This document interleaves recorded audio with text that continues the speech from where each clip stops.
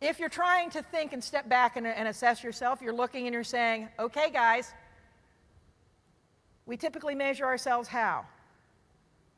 Number of widgets we transition, right? I gave this to you, you accepted it, success, that's it. Now, am I being a little harsh? Yeah, but I'm trying to make a point here, which is that we have to look at our processes and we have to look at the things that we have always done, and we have to critically ask, are these still valuable? I have said that while we need an ASTWIG and an ASTAG process where we get buy-in from senior leadership, we need to revamp it so that they're giving us their input early on before we formulate our programs, so that we're not going in at the end of the year, any year or beginning, and saying, here's what we're going to do, please approve this. We're getting their input ahead of time. We've got to revamp ourselves to do that. And you can see some of these other things. Not that these are not important, but they're not important as of themselves. They have to be part of a bigger strategy. Next chart. So, here's the problem. When I came into this job, Dr. O'Neill said, Marilyn, you got a big job in front of you. And I said, what is it? And he said, well, it takes too long to get technology-enabled capabilities to the field, and Army S&T is perceived as irrelevant. My staff doesn't like it when I say that, but the key word there is perceived. I've given you the reasons why we are perceived as irrelevant. That's what we have to turn around, okay? This requires a new comprehensive strategy. This requires changing the culture. You've heard it over and over and over already today about collaboration, about working together, about giving results. That's part of the culture change. Okay? Restoring confidence. Okay? The confidence in our community has eroded. Despite all of the wonderful things we have done, it's eroded, and we need to get it back. Next chart. This just shows my standard way for working through a problem where you have to change culture, where you have to reinvent things. You start from the bottom, you work up. Next chart. And one of the first things after you've got vision, or after you've got your foundation, which we already have because we're part of the Army, that great institution called the Army with good values, good ethics. Here is the new Army S&T vision. You'll see this over and over and over again. And you've seen it: empower, unburden, and protect. Those are fractal words that can be true at any level at which you're working. And they're almost like a filter. Because if I empower you but I burden you, is that a good solution? Not really. You've got to look at all three of those to decide what your work is doing and what the value of it is. And you've got to balance those three things. Load, soldier load. We heard about that today. Right? I can give you all the armor in the world, but you can't move. Right? That's not helpful. You've got to balance those things. And here's our challenge, because we've got this 2-year cycle. We've got this challenge in front of us to redo things every couple of years, all right, in accordance with the R4Gen process, and to rapidly respond. We've heard it over and over. We have to respond to that. We have to take that and do something with it now. Next chart. I think we need new metrics. These are some of the metrics we need to be measuring ourselves on. They are not simple numeric metrics. Things like the capabilities we provide to warfighters, that one's relatively easy. But the data and information we provide, that's something we should be measured on. The number of times we are called on to solve Army problems and do. The number of times we are called on to go in and work with the vice and the chief and the various people, the COCOMs, to solve problems. We should measure that, and we should call that part of our quality, in addition to the things we transition. And therefore, the value is not measured just in the widgets, but rather in our ability to support soldiers. That's what we need to start thinking of. I don't have the answer to what all those metrics are. I need your help. My staff needs your help to figure out what the right metrics are and how we do this reinvention. I just know we need to do it. Next chart. Here are 9 goals that I have set out for the Army S&T community. There's no one that's more important than others.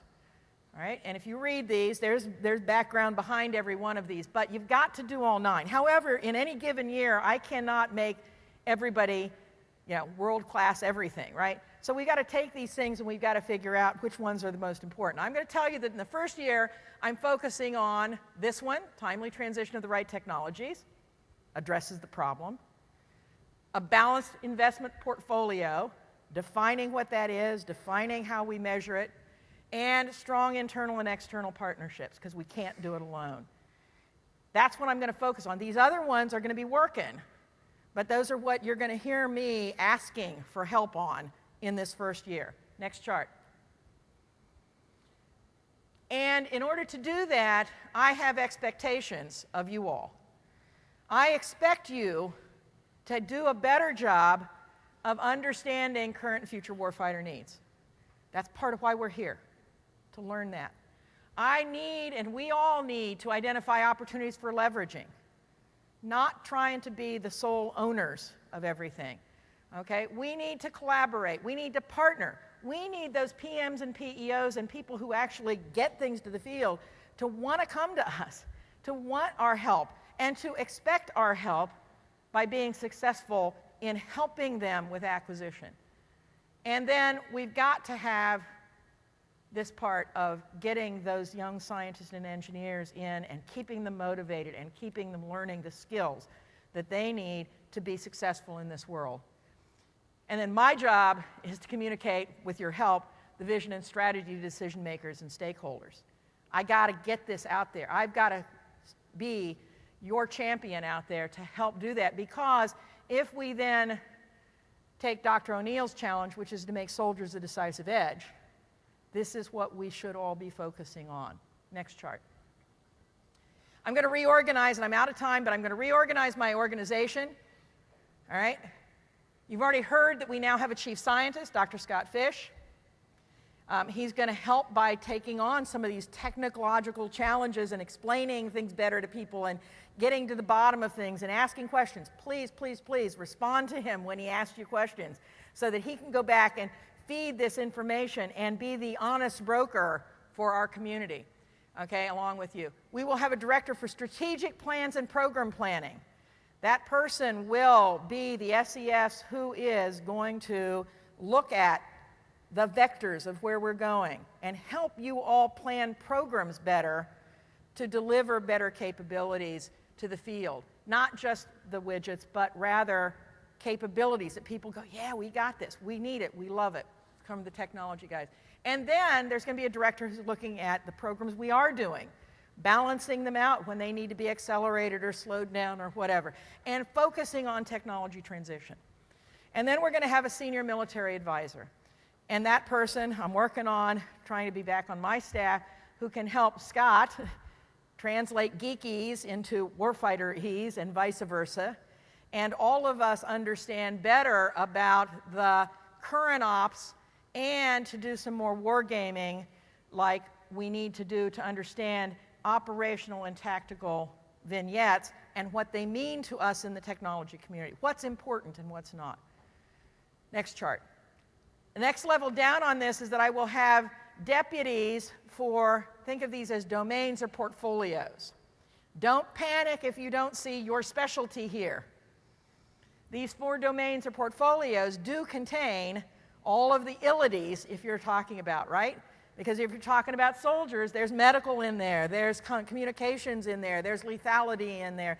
These are going to be portfolios. You heard about the Vice talking about portfolio reviews. We are going to divide our things into portfolios to be able to articulate them better, and sub-portfolios that will allow us to talk about our investments and our processes and our results in terms that the Army leadership understands, because they now understand portfolios. That's what we're going to do.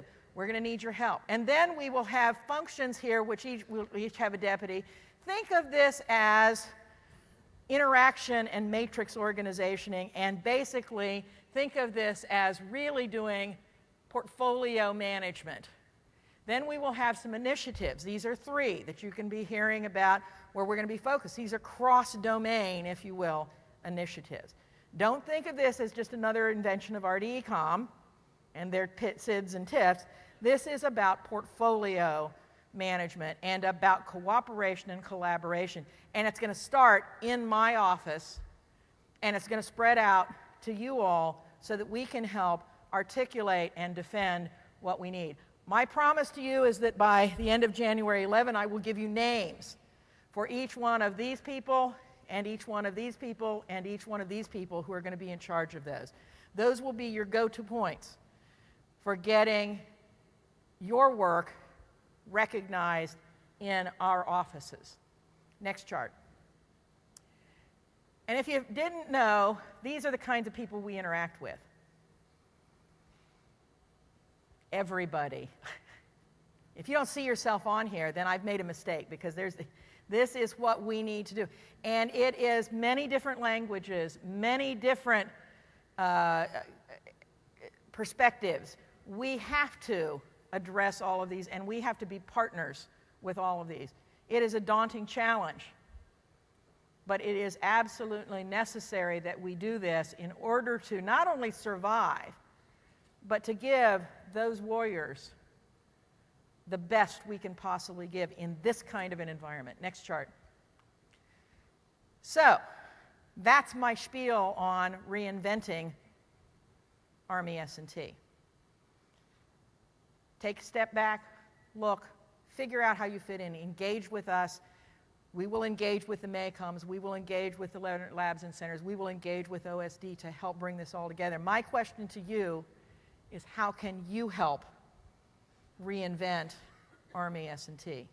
Because it's going to take every one of you in this room and every organization represented here to be able to pull off what is an absolutely essential task to keep us vital and to do what we need to do in the next few years in this era of persistent conflict. And with that, I'm over my time. No questions. I'll be around all week. Thank you for being here, and thank you for listening.